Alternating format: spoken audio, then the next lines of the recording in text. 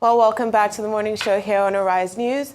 Now, Nigeria's diversity, many have said, is the secret behind our greatness. And with 527 languages and more than 1,150 dialects, the country remains one of the most diverse in the world. Each and every one of those languages are couched in stories, artifacts, and museums dating back to thousands of years.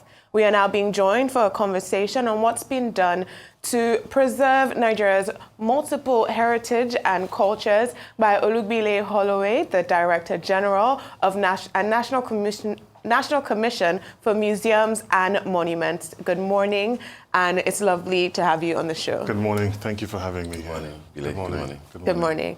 Now, the first question I'd like to ask is, what is being done to preserve our heritage and our culture, and how does your role, foster into that work? So first of all, thank you for having me here. To answer your question, I think that we need to look at the entire museum ecosystem, right? We currently have 53 museums across the country, but a lot of people don't know this because I feel that the storytelling, the infrastructure, and the value proposition to people is really what's lacking. So I think one of the things that we're really looking at is how do we reimagine the museum ecosystem?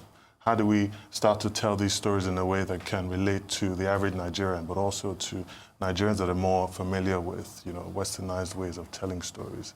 So it's not a one-size-fits-all. I think the strategy has to be quite holistic, but the core of a museum really is not the infrastructure, it's the storytelling.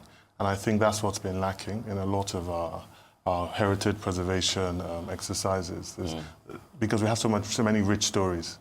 And these stories haven't seemed to scale the way other stories from other parts of the world have scaled. So the question now is, how do we give these stories, the myths, the legend, the amount of fuel it needs to appeal to a global audience as well? All right, I like the fact that you mentioned that museums should preserve and also tell stories. I'll be interested in how you like to use the 53 museums that we have scattered all over Nigeria to tell stories. What stories are you going to use them to tell? Will those stories include the fact that we do not have a museum in Abuja, the capital, the federal capital territory? Will it include the fact that more than 75% of the artifacts that we have in Lagos are not on display? What stories will you personally, as the DG, be willing to use the ones that you have to tell? Yeah. So I think, so first things first, and I would thank you for addressing the elephant in the room, which is the fact that we currently don't have a museum in Abuja. I assure you that the Ministry of Arts, Culture, Creative Economy is one of the things that's top priority on our list. We have several discussions around this, and there are things currently going on to make sure that that's one of the things that happens by the grace of God under my tenure. But when we come back to the question of storytelling, right?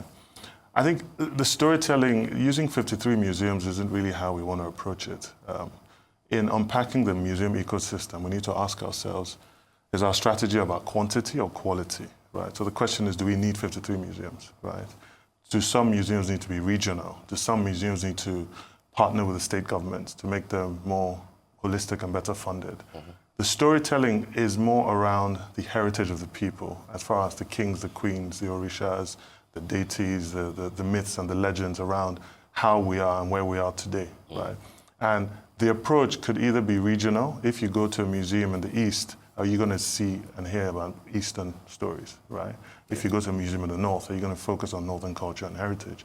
If you go to perhaps the Abuja Museum, maybe that can now be the central museum that pulls in everything from the diverse cultural heritage of Nigeria.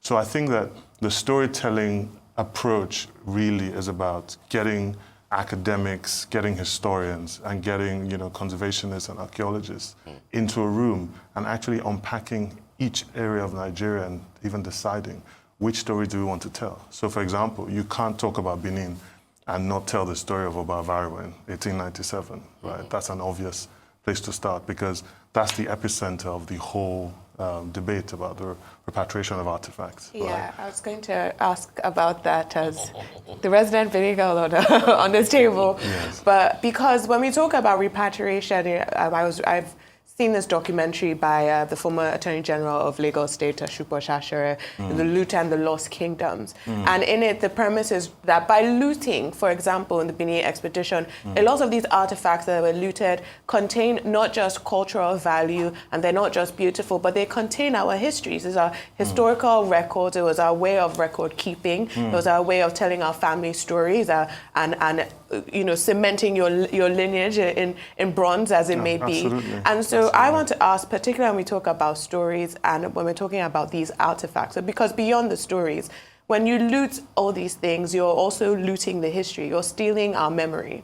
And that's also partly why our history is not so strong. So I want to ask, what are you doing to make sure that the bronzes, the artwork, the masks that are in museums all over Europe come home, but also are taken care of when they get here? Okay, so to answer that question, let's start from the beginning, right? A lot of the artifacts that were taken, yes, they were symbolic as far as our history, but they're also symbolic as far as the spirituality, because these artifacts were not artifacts in the sense they were sacred objects, right? A lot of them would have been used for initiations, coronations, and burial ceremonies, and they would usually have a myth or a legend associated with it. So we just first need to add that to the context, right? Now, regarding the repatriation, you have to understand that different countries have different laws around repatriation. So there's not a one-size-fits-all strategy.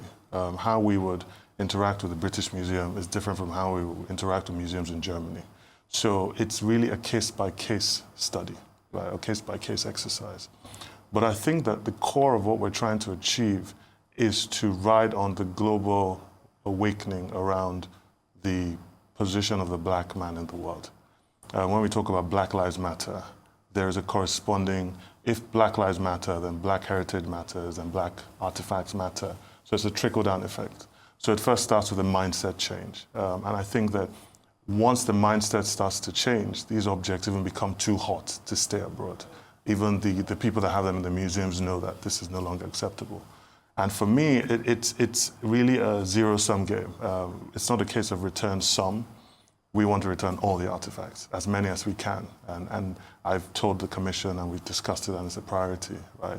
But in returning the artifacts, and to speak to your question of how will they be kept and the safety around that, I think that we must understand that a lot of these questions, we must be careful not to play into the narrative the West have of us as unable to keep precious things, right? We have art collectors in Nigeria that are renowned for their collection, and they keep their property and their artifacts quite safely, right?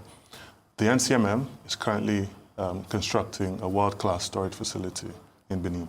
It's fantastic. I've inspected it several times, and we should be commissioning that probably Q1 next year. The thinking behind this is... A storage facility? Yes, a storage facility. And when I say world-class, I mean world-class because the security measures that have been put into it, it's not just a building, it's like a vault, right? So from a safety perspective, it's, that was the intention, to make sure that these things can't be stolen because they're priceless, right?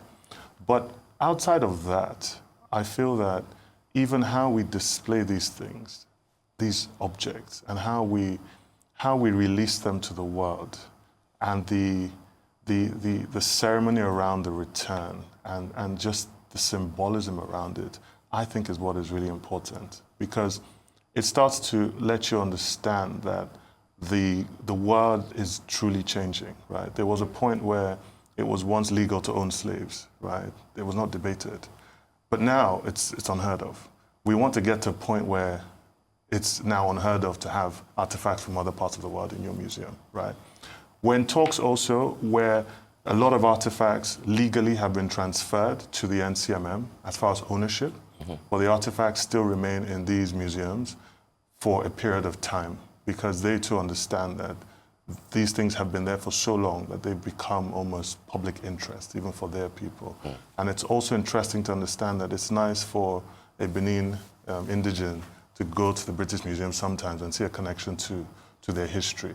But the question now is, how is that connection, what's the story behind it? It needs to be legitimized. Yeah, I mean, the first time I saw the masks or, was in England. And I lived here and I went to school here and you'd learn about it. But we have like the more contemporary Benin masks, but like the historic Benin bronzes on display in London and not on display in Lagos for young Nigerian children to actually have access to.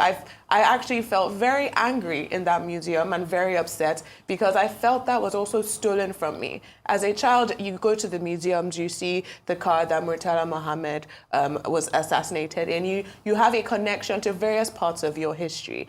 But when these artifacts are looted, they're also looting that knowledge, that experience, and that connection that younger generations of Nigeria need when we're trying to tell a story of a one Nigeria. Absolutely.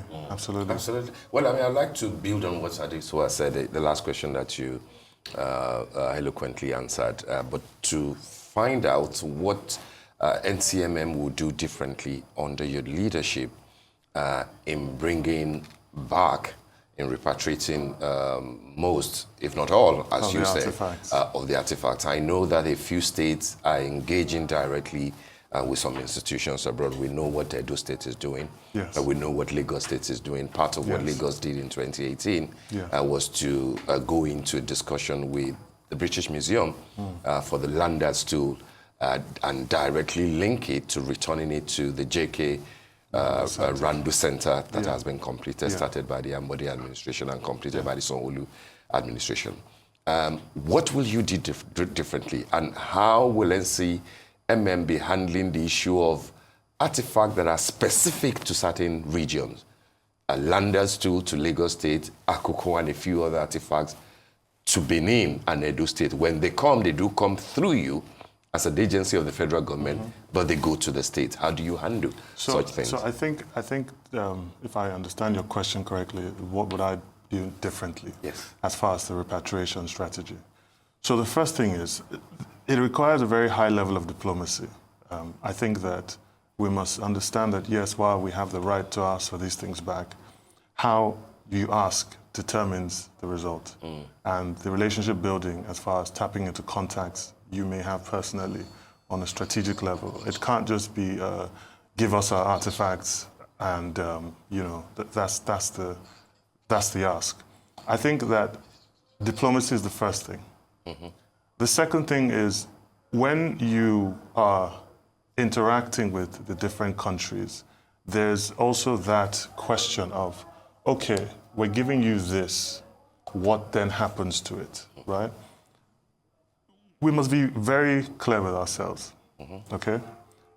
If a country has taken the artifacts from you, they do not and should not have a say in what happens to the artifacts when they return it to you. Because they were stolen. So let's just put that out there, first of all.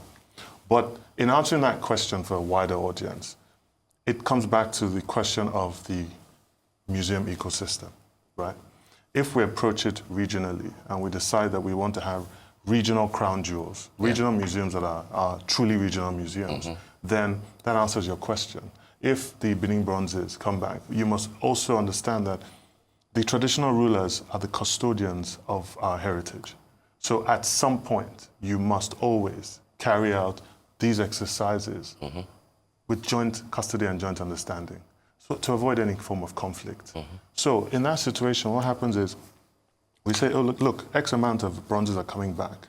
They are taken, they are presented, the Oba gives us his blessing, and we tell him that, look, we have a world-class storage facility. We will store these artifacts with your blessing, right?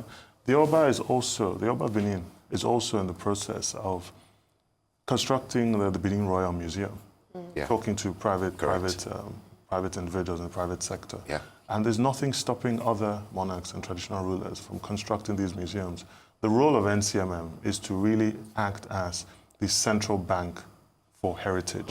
We govern it, we give it a standard, and we kind of standardize everything so that we license you and we say, yes, you are approved, you can display these priceless artifacts. But a situation whereby we want to approach it with a zero-sum game, or NCMM must be the ones, I think that's too combative, and I think the world has gone beyond that. Lagos State, to speak to the Randall situation, we are very much in the Randall picture because a lot of the artifacts in the Randall Center... Have you been there? Absolutely, I've been there, and I think it's a fantastic, Yeah. it's a fantastic museum, right? It's a fantastic center, Yeah. and it for me symbolizes what's possible, and the fact that it's right across the National Museum in Lagos Yeah. shows you that Onikon really can become a cultural hub. And I've spoken to the Randall Center. That was key the people idea. There behind was a it. time that CNN actually named Unicon the #1 cultural hub in the world in 2019. Yes, You because, can check it out. because you have the museum, you Yeah. have the Museum Center there. Yeah. You have You have and the then Freedom Park You down have Freedom there. Park there. So can you imagine a walk bridge from the Lagos Museum going over the streets into Absolutely. the Randall Center? Absolutely. So that you're not looking at this, states, federal. We need to fuse everything so that when people come from outside the country, they don't care which one is state, which one is federal. They want to immerse themselves in your heritage. That's the most important thing. But with the returning of artifacts Yeah. and the regional approach, it still comes down to diplomacy. We're currently, so the ministry, the Federal Ministry of Arts, Culture, Creative Economy, under the minister's guidance, Honorable Hannatu Musawa, one of the strategies that she has come up with is to work with the state governments. We discuss this all the time. How do we partner with the state governments?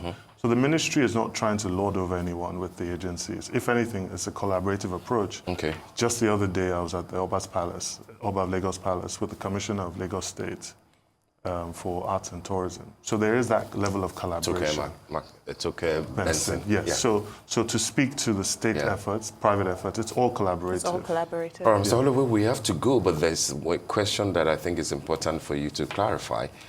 I like what you said about the commission being the CBN of heritage. How would that pan out with the Orosanye proposal that seeks to merge you with the National Gallery of the Arts?